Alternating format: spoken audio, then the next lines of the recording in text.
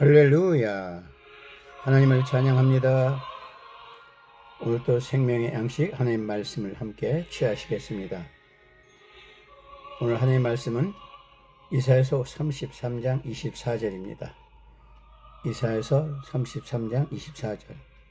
제목은 완전한 치유와 건강.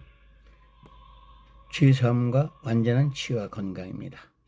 오늘 제목은 죄사함과 완전한 치유와 건강. 자, 주신 말씀 이사야서 33장 24절입니다. 함께 취하시겠습니다. 그 거주민은 내가 병들었노라 하지 아니할 것이라. 거기에는 사는 백성이 사죄함을 받으리라. 아멘. 다시 한번. 그 거주민은 내가 병들었노라 하지 아니할 것이라. 거기에 사는 백성이 사죄함을 받으리라. 아멘. 네, 사랑하는 여러분, 오늘도 성령께서 레마로 주신 생명의 양식 하나님 말씀을 풀어주십니다. 오늘의 이 본문 말씀은 이사야 선지자가 시온에 대해 설명한 영감 넘치는 문장을 다시 한번 읽어보겠습니다. 이사야 선지자는 시온이 이렇게 말합니다. 나는 병들어 아프다 라고 말할 이유가 없는 아름다운 장소가 시온이라고 말하고 있습니다. 시온에는 질병이 없다는 뜻입니다. 세상 사람들은 세상을 살아가느라면 질병 같은 것들이 누구에게나 당연한 것이라고 굳게 믿는 사람들이 있습니다. 그러나 이것은 여러분 사실이 아니라는 것을 오늘 말씀에서 발견하게 됩니다. 하나님은 우리가 아프다고 해서 어떤 영광도 받지 아니하십니다. 우리는 하나님의 왕국에 속해 있으며 성경은 신성한 왕국에 속한 권리 중 하나라는 것을 보여주고 있습니다. 신성한 건강은 그리스도 믿음 안에서 우리가 가진 축복 중의 하나가 되는 것입니다. 여러분이 거듭나셨다면 건강하시고 풍요로운 건강한 그리스도 안에서 살고 있는 것입니다. 그래서 골로새서 1장 13절에 보시면 그리스도 안에서 우리가 속량 곧 죄사함을 얻었도다. 아멘. 그래서 여러분은 시온의 왕국으로 옮겨졌고 왕국의 모든 축복이 여러분의 것이 되었다는 것입니다. 그래서 하나님의 왕국의 축복과 함께 건강과 힘을 가지고 살아가게 되는 것입니다. 여러분, 만약 질병이 여러분의 몸을 공격하려 한다면 여러분은 하나님의 뜻이 적용되고 집행되는 하나님의 왕국에 거하고 있다는 것을 기억하시기를 바랍니다. 하나님의 말씀으로 자신의 몸을 책임지고 다스리십시오. 자신의 몸을 책임지고 아픔과 질병, 연약함에 허용하지 마시기를 바랍니다. 하나님은 여러분에게 질병을 이기는 생명을 주셨기 때문입니다. 그게 뭘까요? 요한 3서 1장 2절 보시면은 사랑하는 자여 네 영혼이 잘됨 같이 네가 범사에 잘되고 강건하기를 내가 간구하노라. 아멘. 이같이 사탄은 하나님의 백성을 아프게 하는 건강을 해치는 사역을 담당합니다. 따라서 건강을 유지하기 위해서는 하나님의 말씀이 완전한 약이라는 사실을 가장 먼저 인식해야 할 것입니다. 제가 하는 게 아닙니다. 그렇다면 어디에 그런 말씀이 있을까요? 잠언 4장 22절을 취하시면 됩니다. 잠언 4장 22절. 하나님의 말씀을 얻는 자에게는 생명이 되며 그의 온 육체에 건강이 됨이니라. 할렐루야. 여기 있지 않습니까?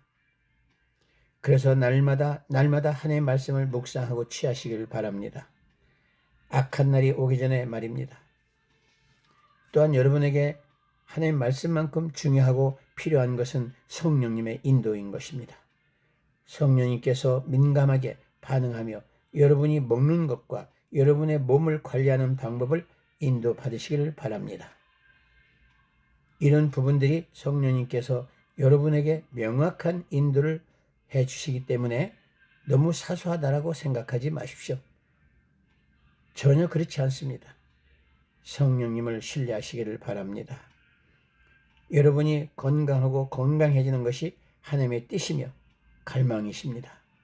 따라서 성령님은 여러분의 몸을 건강하게 유지하기 위해서 필요한 일들을 가르치시고 인도하십니다. 또한 성령님은 여러분들 중에 그 몸에서 질병과 연약함을 쫓아내기 위하여 여러분 안에 거하시는 것을 믿으시기를 바랍니다. 자, 볼까요? 고린도후서 6장 16절. 하나님의 성전과 우상이 어찌 일치가 되리요? 우리는 살아계신 하나님의 성전이라. 이와 같이 하나님께서 이르시되 내가 그들 가운데 거하며 두루 행하여 나는 그들의 하나님이 되고 그들은 나의 백성이 되리라. 아멘. 할렐루야. 하나님을 찬양합니다. 사랑하는 여러분, 완전한 치유와 완전한 건강을 유지하시려면 예수 이름을 사용하여 말씀으로 들어가십시오. 즉 우리가 경험할 수 있는 축복의 영광은 정말 대단한 것이기 때문에 하나님 말씀을 취하십시오. 그래서 예수 이름을 치유와 건강을 가져오게 하십시오. 자신의 몸에 완전한 치유와 건강을 가져온다는 뜻입니다. 할렐루야.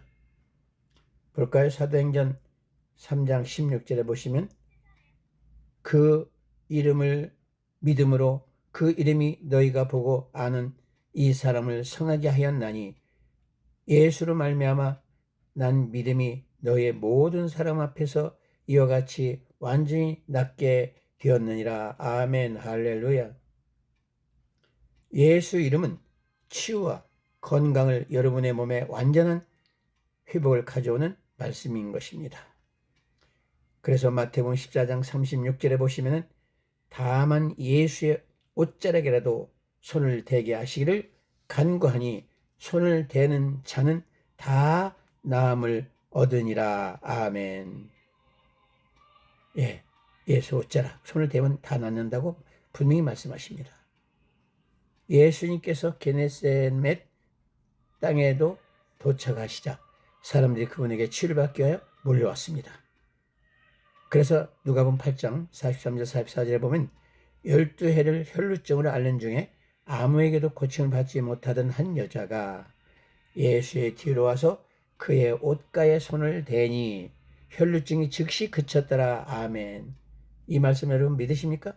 이 말씀을 믿는 자는 말씀으로 치유가 되는 것입니다. 믿지 않기 때문에 병을 못 고치죠. 사랑하는 여러분, 복음서 전반에 걸쳐서 예수님의 옷자락을 만지고 즉각적인 치유를 받은 다양한 사례는 그 옷자락, 즉 옷술을 의미합니다. 옷가에인데 옷가에 있는 옷술, 이것을 헬라어로 크라스 페돈으로 옷술을 의미합니다.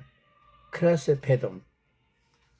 이 크라스 페돈은 예수님께서 사람들에게 필요한 것을 예수님의 옷자락이나 옷술에 손을 대는 것, 그때 치유를 받게 되는 하나님의 영광스러운 축복을 의미합니다. 그래서 예수님의 옷자락을 만질 필요가 이제는 없습니다. 이제는 예수님의 이름을 믿고 예수님의 이름으로 말할 때 모든 질병이 떠나가게 되는 축복을 여러분 얻게 될 것입니다. 암덩어리가 있습니까? 사라질 것입니다.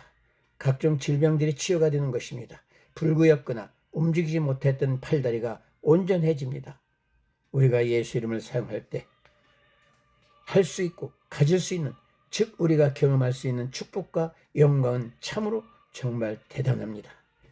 예수 이름은 치유와 건강을 분명히 가져옵니다. 바로 예수 이름이 오늘 본문의 해답이 됩니다. 마가복음 6장 56절에 보시면 아무데나 예수께서 들어가시는 지방이나 도시나 마을에 병자들이 시장에 두고 예수께 그의 옷가에라도 손을 대게 하시기를 간구하니 손을 대는 자는들마다 성함을 치유를 받으니라. 아멘. 할렐루야. 이와 같은 동일한 능력이 현재도 예수 이름 안에서 역사하고 있습니다. 저도 이와 같이 집회 현장에서 일어나고 있음에 확실하게 증거하고 있습니다. 예수님께서 병든 자를 고치시고 납병한 자를 깨끗게 하시며 죽은 자를 살리시라고 하신 이 말씀은 합당하고도 당연한 것입니다. 그래서 마가복음 16장 17절 18절에 보면 믿는 자들에게는 이런 표적이 따르니 곧 그들이 내 이름으로 귀신을 쫓아내며 새 방언을 말하며 뱀을 집어올리며 무슨 독을 마실지라도 해를 받지 아니하며 병든 사람에게 손을 얹은즉 나으리라 하시더라. 아멘. 또한 마태복음 10장 8절 병든 자를 고치며 죽은 자를 살리며 납병한 자를 깨끗하게 하게 하며 귀신을 쫓아내되 너희가 거저 받았으니 거저 주라 라고 말씀하신 것을 여러분 믿으십니까? 그래서 하나님 말씀으로 완전한 치유와 건강을 회복하시기를 예수님의 이름으로 축원합니다. 감사합니다.